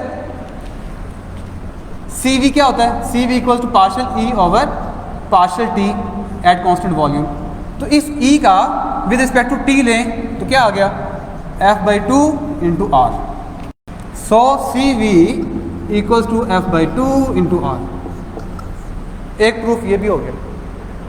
इक्विपार्टीशन थ्योरम को हम लेके चले हैं और हमने CV equals to f/2 r ये साबित कर दिए, और ये मैं पीछे यूज़ कर चुका हूँ, उस वक्त मैंने साबित नहीं किया था, अब ये साबित हो गया। प्रैक्टिकली हमने इसको थ्योरेटिकली साबित कर दिया है कि CV equals to f/2 r। अच्छा, अब ये साबित किया है तो अब यहाँ से हम CP निकाल सकते हैं। यस, ठीक है। आगे वही टेबल कि मोनोटॉमी के लिए क्या है, डायटोमी के लिए क्या है और पॉली के लिए क्या है। F की वैल्यूज़ मोनो के लिए 3, डाया के लिए 5, पॉली के लिए 6 पुट करते चले जाएं, CV CP निकालते चले जाएं, और इनके क्रॉसपोर्डिंग गामा निकालना पड़ता है, तो CP ओवर CV करके वहाँ से गामा की वैल्यू निकालते चले। ओके, तो ये इक्विपार्टीशन थ्योरम है। ये कहता है कि ट्रांसलेटरी मोशन में जितने डिग्री ऑफ फ्रीडम है उन तमाम के लॉन्ग, यानी पर डिग्री ऑफ फ्रीडम जो उसकी थर्मल एनर्जी है वो 1/2 kBt है। तो अगर 3 डिग्री ऑफ फ्रीडम है तो 3/2 kBt आ जाए। f/2, हाँ, इसको जनरलाइज कर दिया।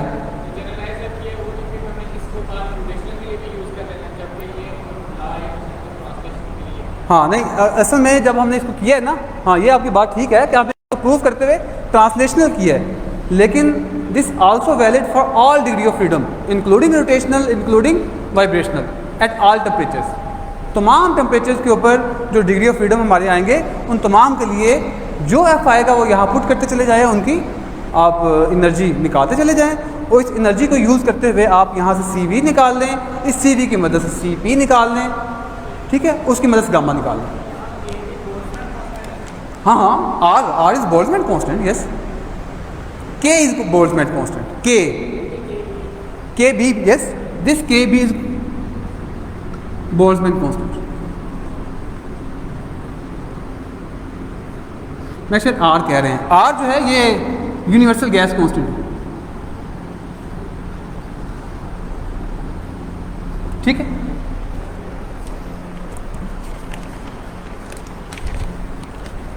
अच्छा, आगे जो है हम इंटरनल एनर्जी देखते हैं।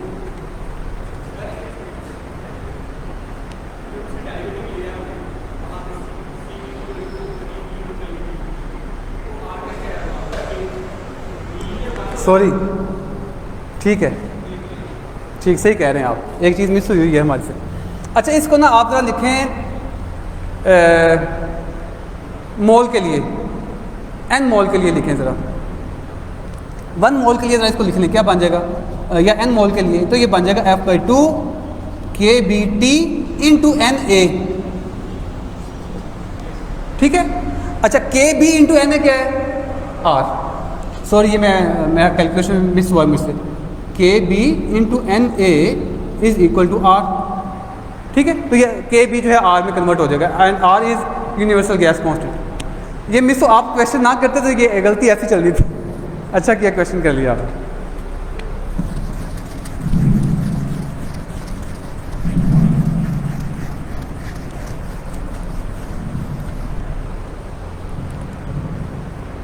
अच्छा, आगे जो है इंटरनल एनर्जी है।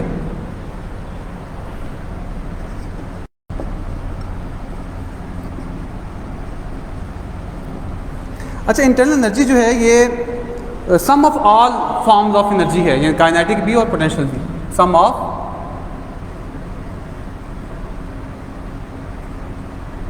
ऑल फॉर्म्स ऑफ एनर्जी से मुराद यानी काइनेटिक भी और पोटेंशियल भी, उन सबको आप जमा कर लो।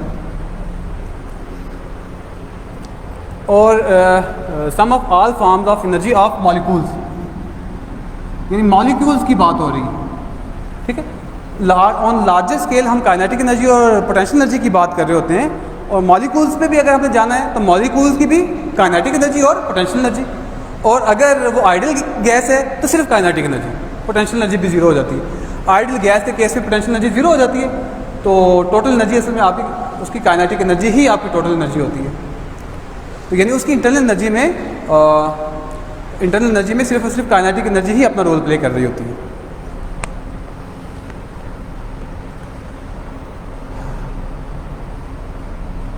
अच्छा, इसमें if there is ideal gas then potential energy is zero. Ideal gas में पोटेंशियल एनर्जी ज़ीरो हो जाएगी। अच्छा, एक ये हो गया, दूसरा ये होगी प्रॉपर्टी। तीसरी प्रॉपर्टी ये है कि ये ना इंटरनल एनर्जी एक स्टेट फंक्शन है। अब ये टर्म मैंने अभी तक इस्तेमाल नहीं की, मैं अब इस्तेमाल कर रहा हूँ। Internal energy is state function. State function कहते हैं जो उसके इनिशियल और फाइनल पॉइंट्स पे डिपेंड करे, उसके पाथ पे डिपेंड ना करे। It only depends on initial and final points. ठीक है, इनिशियल स्टेट के पे डिपेंड करता है, फाइनल स्टेट पे डिपेंड करता है, इंटरमीडिएट क्या हुआ है उससे कोई कंसर्न नहीं है। तो state function depends upon initial point and final point. और इसलिए हम जो इंटरनल एनर्जी, इसको मैं क्या लिखूँ, ई लिखूँ यू लिखूँ, एक नोटेशन देख लेते हैं, यू यूज़ कर लेते हैं इंटरनल एनर्जी के लिए। यू यहाँ पे वैसे हमने इसको ई कहा हुआ है, तो अगर यहाँ पे ई है तो ये यहाँ जो है इस फार्मूले में भी हम इसको यू लिख सकते हैं।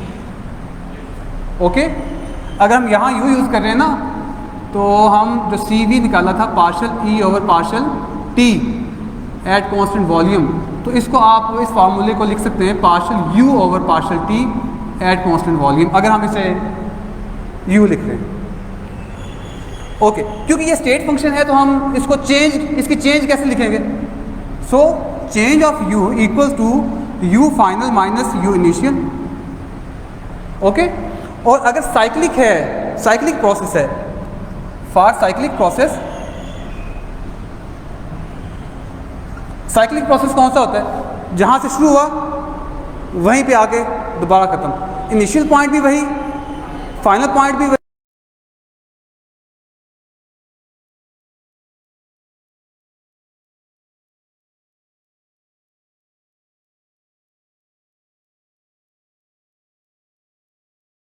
और अगर साइक्लिक प्रोसेस है तो उसके लिए ये ज़ीरो हो जाता है। अच्छा, अब मैथमेटिकली हम इसे कैसे थ्योरेटिकली कैसे कैलकुलेट कर सकते हैं? थ्योरेटिकली इसके लिए कौन सा फार्मूला यूज़ कर सकते हैं? वो इससे मिलता जुलता ही है, यही वाली मतलब आप देख लें, वो है internal energy is equal to N C V into delta T. It is always valid, it is always valid. This relation of internal energy is always valid.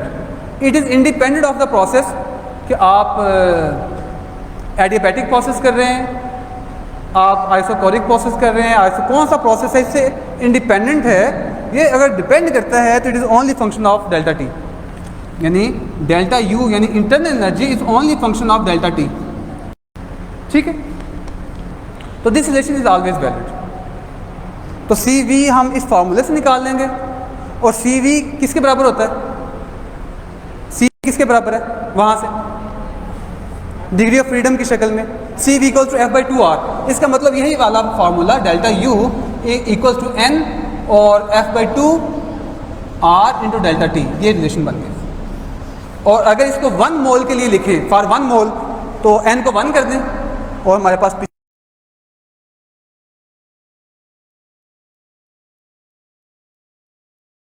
gases, for all ideal gases, monatomic ideal gas, diatomic ideal gas, polyatomic ideal gas, this relation is all valid for internal energy.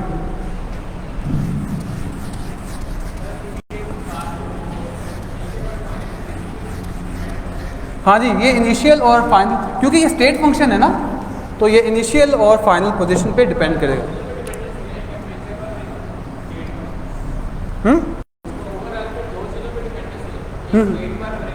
हाँ जी, लेकिन इस formula क्या बता रहा है हमें, formula बता रहा है कि this is only function of delta T. ठीक है, या ये डिपेंड कर रहा है nature of the gas, monatomic gas है, डायटोमिक गैस है या ट्राइटोमिक गैस है, वो एफ बता रहा है।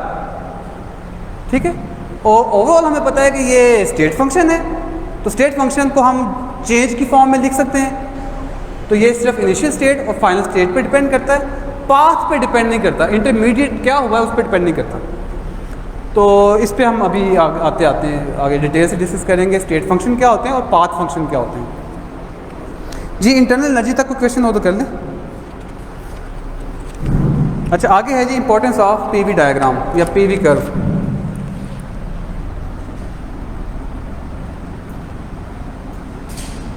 ऑफ पीवी डायग्राम या ऐसे पीवी कर्व भी कहते हैं।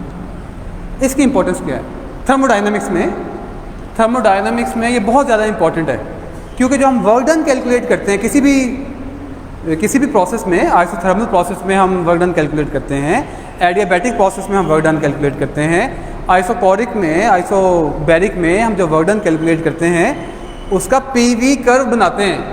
हर प्रोसेस में हम पीवी कर्व बनाते हैं, उसका एक तरफ प्रेशर है, दूसरी तरफ वॉल्यूम है, और इसी कर्व की मदद से हम वर्क डन कैलकुलेट करते हैं। तो वर्क डन जो पीवी कर्व आ रहा है, अगर हम उसका एरिया अंडर द कर्व निकालें तो हमें वर्क डन मिल जाता है। So this is the importance of PV curve in thermodynamics.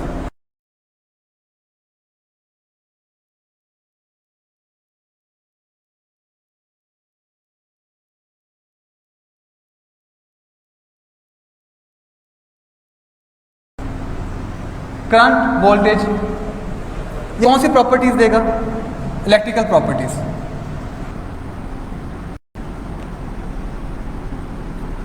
Electrical properties of the system. Solar cell आपने डिज़ाइन किया है, सोलर सेल डिज़ाइन किया आपने खुद, उसके कौन सी प्रॉपर्टीज अहम होगी? IV curve. ठीक है, हाँ जी, आपने डायोड बनाया है, आपने सोलर सेल बनाया है, तो उसके लिए आईवी कर्व बहुत इंपॉर्टेंट है। अच्छा, आपने बीएच कर्व बनाया है। बीएच कर्व किसकी मैग्नेटिक प्रॉपर्टीज। मैग्नेटिक प्रॉपर्टीज यानी फेरोमैग्नेटिक है, डायामैग्नेटिक है, पैरामैग्नेटिक है, ये जितने भी सब्सटेंसेस हैं इनके लिए हम मैग्नेटिक प्रॉपर्टीज स्टडी करेंगे ना। तो मैग्नेटिक प्रॉपर्टीज में हम कौन सा कर्व लेते हैं? BH curve. ठीक है, तो ये मैग्नेटिक प्रॉपर्टीज को रिप्रेजेंट कर रहा होता है। इसी तरह स्ट्रेस स्ट्रेन कर्व होता है।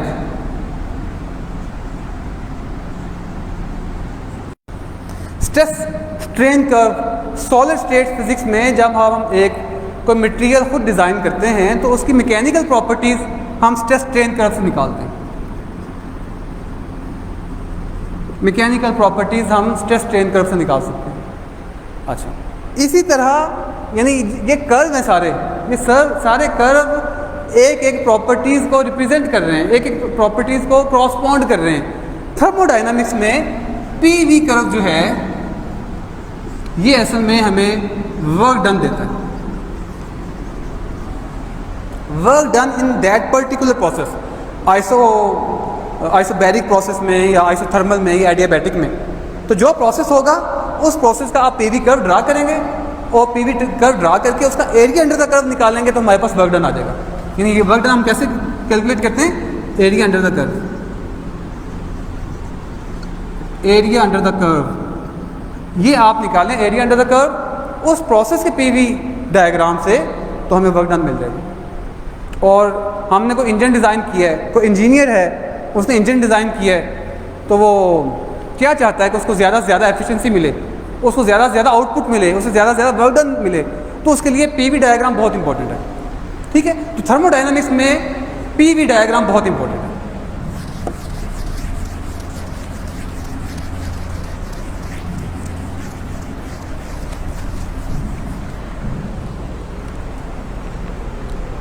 अच्छा, आगे जो है अभी हमने दो टेक्निकल वर्ड्स इस्तेमाल किए थे, स्टेट फंक्शन और पाथ फंक्शन।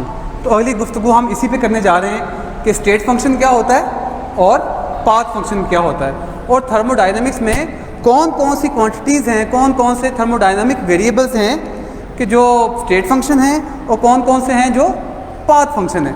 तो वो अभी हम अगले आर्टिकल में देखने जा रहे हैं कि कौन से थर्मोडायनामिक वेरिएबल स्टेट फंक्शन है और कौन से थर्मोडायनामिक वेरिएबल्स पाथ फंक्शन है। सो स्टेट फंक्शन या फंक्शंस क्योंकि ज़्यादा हैं ये, और इसके मुकाबले में पाथ फंक्शंस। थर्मोडायनामिक्स में स्टेट फंक्शन तकरीबन 8 हैं जो आम तौर पे इस्तेमाल होते हैं, और भी हो सकते हैं, और पाथ फंक्शन 2 हैं। थर्मोडायनामिक्स में 8 स्टेट फंक्शंस हैं और 2 पाथ फंक्शंस हैं। स्टेट फंक्शन और पाथ फंक्शन की डेफिनेशन तो आपको अल्फाज से जाहिर है कि ये initial state function initial position, initial state और फाइनल स्टेट पे डिपेंड करता है, उसके इंटरमीडिएट प्रोसेस पे डिपेंड नहीं करता, उसके इंटरमीडिएट पाथ पे डिपेंड नहीं करता। और पाथ फंक्शन जो है उसके इनिशियल और फाइनल पे डिपेंड नहीं करता, बल्कि कौन सा पाथ लिया गया है, आप इस दरवाजे से बाहर निकले हैं या उस दरवाजे से, पाथ कौन सा आपने लिया है ये इस पर डिपेंड करता है। ठीक है, तो इसकी पहली प्रॉपर्टी देख लेते हैं path function. It depends upon path. और state function it depends upon initial and final states, states कह लेंगे पॉइंट्स।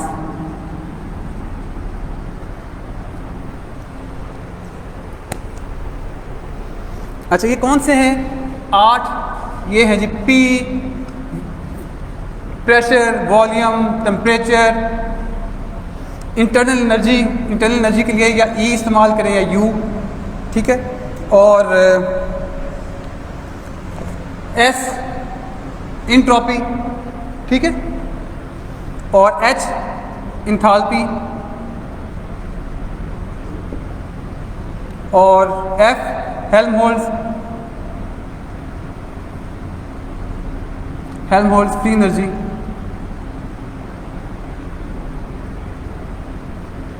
और गिब्स फ्री एनर्जी।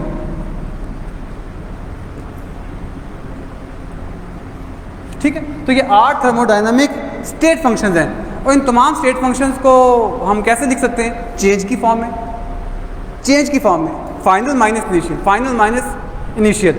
इसके मुकाबले में जो पाथ फंक्शंस हैं वो 2 हैं, एक वर्क डन और दूसरा क्यू, हीट। वर्क डन और हीट की पाथ डिपेंडेंट फंक्शंस हैं। इनको हम, यानी इसको मैं ये नहीं लिख सकता कि delta W is equal to delta final minus W initial. No, it can not be written like this, final minus initial. No, हम वर्क डन ऐसे कैलकुलेट नहीं कर सकते।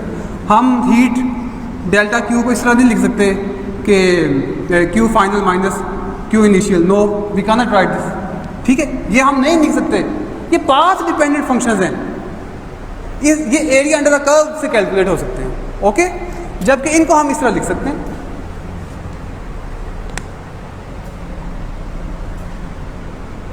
तीसरा है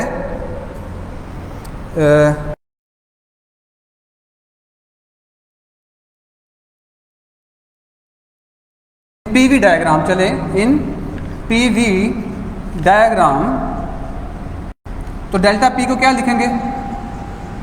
P final minus P initial. Delta V को क्या लिखेंगे? V final minus V initial. ठीक है। और इसी तरह ये सारे के सारे स्टेट फंक्शंस हम इनको डेल्टा की फॉर्म में लिख सकते हैं। अब मैं सबको करूँ तो फिर ये डेल्टा टी लिखें जी। Delta T is equal to T2 minus T1 final minus initial. आगे internal energy delta U is equal to UF माइनस UI 2 1 कर लें या FI फाइनल इनिशियल इस्तेमाल कर लें या 1 2 यूज़ कर लें। इसी तरह delta S is entropy, very important.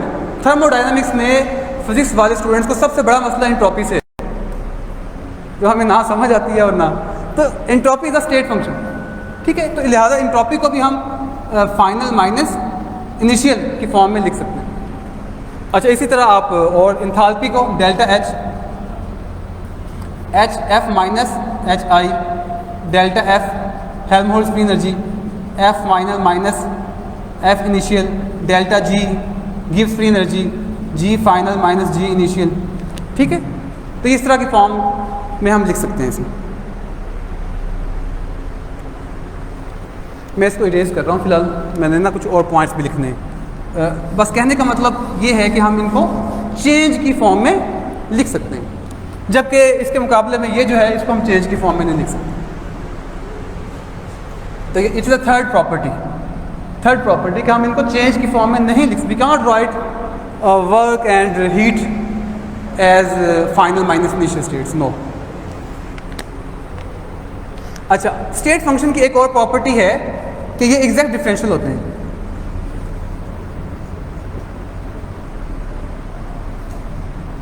Exact differential होते हैं, इसका मतलब है कि इसको मैं dP लिख सकता हूँ, इसको dV लिख सकता हूँ।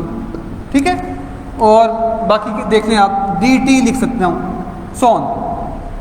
और इसी तरह ये अगर हम डिफरेंशियल इक्वेशन की फॉर्म में लिखें, डिफरेंशियल इक्वेशन हमारे पास हो, तो जो एग्जैक्ट डिफरेंशियल इक्वेशन की प्रॉपर्टीज़ हैं, एग्जैक्ट डिफरेंशियल इक्वेशन की जो प्रॉपर्टीज़ हैं वो ये स्टेट फंक्शन सारे होल्ड करते हैं। तो by using the properties of exact differential equation we can derive TDS equations, we can derive Maxwell relations.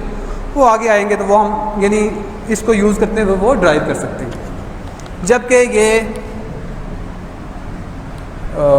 Not exact differential. तो वर्क डन या Q हीट ये एग्जैक्ट डिफरेंशियल नहीं है, इनको हम एग्जैक्ट डिफरेंशियल की फॉर्म में नहीं लिख सकते। हाँ जी,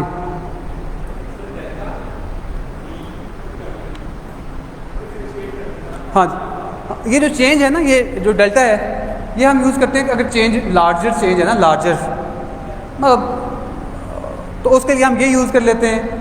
पार्शियल जो है वो हम यूज़ करते हैं सिर्फ एक variable, change with respect to just one variable, वो पार्शियल यूज़ करते हैं। और जो d है ये डिफरेंशियल है, ये इसके इक्वल ही है। यानी जो d हम लिखते हैं ना, जो डिफरेंशियल के लिए लिखा गया है, मैंने असल में इसी को डेल्टा को ही डिफरेंशियल लिखा है। इन दोनों में ऐसा कोई, ये सिर्फ डेरिवेटिव है, डिफरेंशियल है, डेरिवेटिव है। हम छोटी क्लासेस में ये यूज़ करते रहे, लेकिन बड़ी क्लासेस में आके हमें इंटीग्रेशन भी चाहिए होती है, डेरिवेटिव भी चाहिए होता है, तो हम इसको रिप्लेस कर देते हैं d के साथ। लेकिन जो पार्शियल आपने कहा है, पार्शियल डेरिवेटिव होता है just with respect to one variable. यानी अगर हमारे पास एक, यहाँ लिख देता हूँ मैं, अब इसमें आ रहा है, अगर हमारे पास एक f है, वो x y z का फंक्शन है, और मैं इसका पार्शियल डेरिवेटिव लेना चाह रहा हूँ विद रिस्पेक्ट टू x, तो मैं इसको लिखूंगा partial f over partial x। ठीक है। Just change just with respect to one variable x, या विद रिस्पेक्ट टू y या z। चलो, अच्छा आगे है साइक्लिक के, क्योंकि ये एग्जैक्ट डिफरेंशियल्स हैं। ठीक है। तो साइक्लिक प्रोसेस है, अगर इन साइक्लिक प्रोसेस में फाइनल और इनिशियल सेम हो जाते हैं, तो लिहाजा इनका जो डेरिवेटिव है, इनका जो चेंज है, delta P is equal to delta U is equal to delta V is equal to delta T is equal, सारे ज़ीरो। साइक्लिक इनिशियल भी वही, फाइनल भी वही, तो उसमें जो चेंज आएगी साइक्लिक प्रोसेस में वो ज़ीरो होगी, जबकि पाथ फंक्शंस में ऐसा नहीं है। अच्छा, आगे जस्ट वन कमेंट है, वो है इक्वेशन ऑफ स्टेट का। इक्वेशन ऑफ स्टेट आपने इक्वेशन ऑफ स्टेट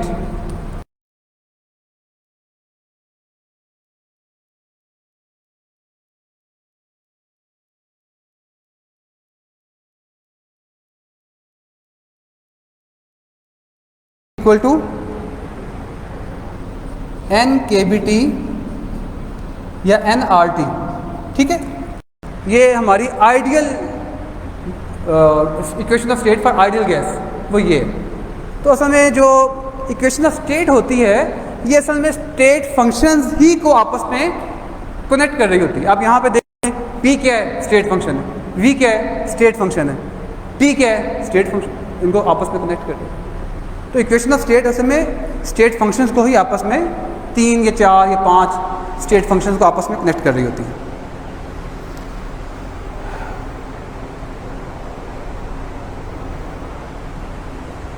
अच्छा, अब एक कमेंट यहाँ पे ये है कि अगर हमारे पास साइक्लिक प्रोसेस है और साइक्लिक प्रोसेस में हमने वर्क डन कैलकुलेट करना है, ठीक है। साइक्लिक प्रोसेस में पीवी डायग्राम है, जहाँ से पीवी डायग्राम हमने शुरू की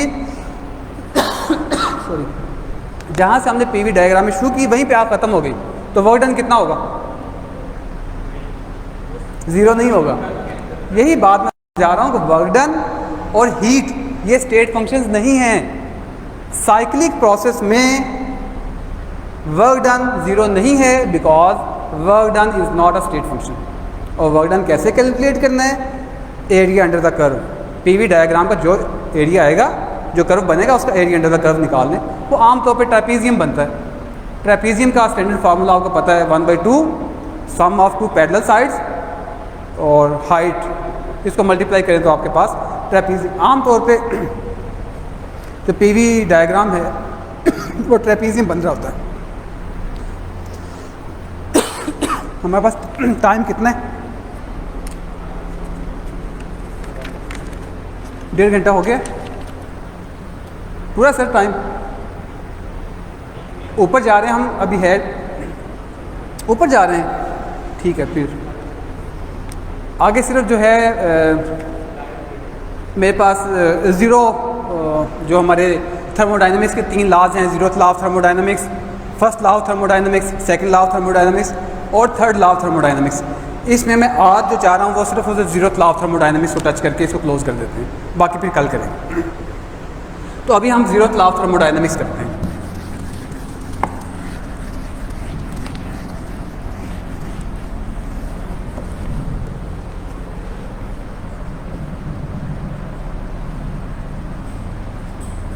ज़ीरोथ लॉ ऑफ थर्मोडाइनमिक्स, या इसे कहते हैं थर्मल इक्विलिब्रियम।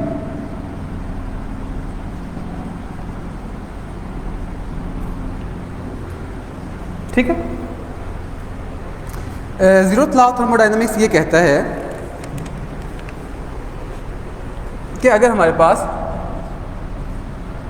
3 कंटेनर्स हैं, 3 हमारे पास सिस्टम्स हैं, ए और बी और सी, अगर ए और बी आपस में बराबर हैं, आपस में थर्मल इक्विलिब्रियम में हैं, और बी और ए जो है वो सी के साथ भी थर्मल इक्विलिब्रियम में है, तो ए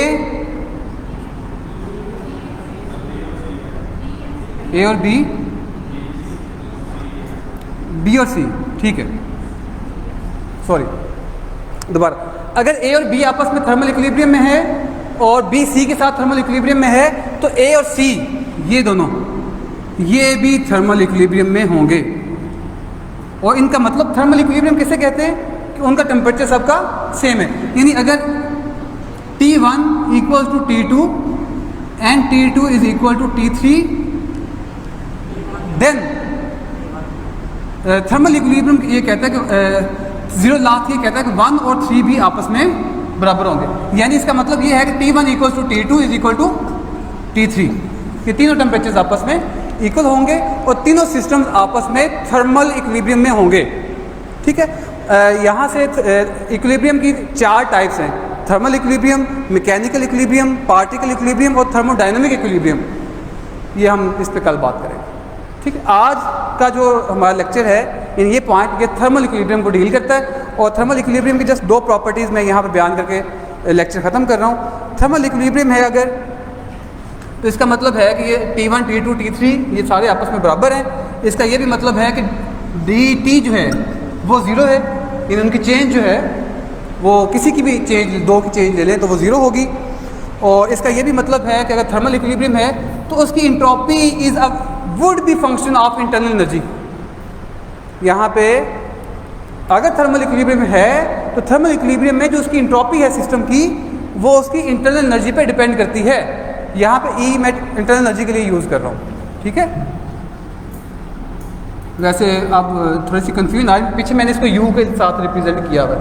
आप चले मैं इसको यू कह देता हूँ, यानी entropy in thermal equilibrium is a function of internal energy. ठीक है, इंटरनल एनर्जी। और अगर ये इसका फंक्शन है तो अगर मैं इसका डेरिवेटिव लूँ, पार्शियल डेरिवेटिव लूँ, partial S over partial E, तो it would be equal to 1/t। This equation is valid only for thermal equilibrium. ठीक है, इसी तरह हम कल मैकेनिकल इक्विलिब्रियम, पार्टिकल इक्विलिब्रियम और थर्मोडायनामिक इक्विलिब्रियम कल वहाँ से बात शुरू करें। यहाँ तक मेरी तरफ से क्लोज है लेक्चर। आप क्वेश्चंस आप करें जी।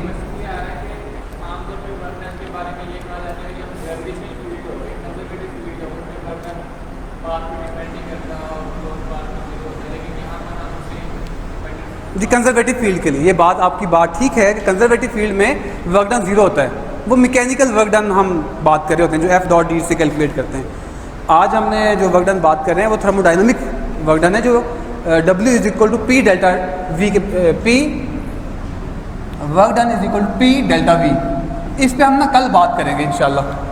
वर्क डन पे ना डिटेल से कल हम बात करेंगे कि जो थर्मोडायनामिक वर्क डन है ये P डेल्टा V के बराबर होता है और ये साइक्लिक प्रोसेस में 0 नहीं होता।